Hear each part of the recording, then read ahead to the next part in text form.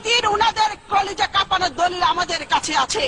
এই সংসদে উনাদের দুর্নীতির কথা আমরা জাতির সামনে তুলে ধরে সরকারের মুখোশ আমরা উন্মোচন করব। মাননীয় স্পিকার, আমার কাছে একটি বই আছে, মতিউর রহমান রিন্টুর লেখা আমার ফাঁসি চাই।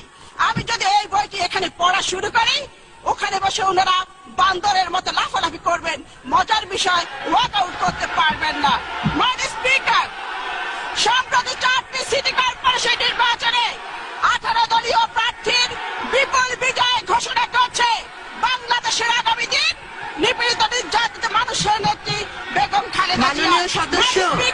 মাননীয় সদস্য, আমি আপনাকে 270 বিধি অনুসরণে বক্তব্য রাখার অনুরোধ জানাচ্ছি। আওয়ামী লীগের সবচেয়ে বড় শত্রু আওয়ামী লীগের নেতা নেত্রীদের জিহ্বা। সংখ্যা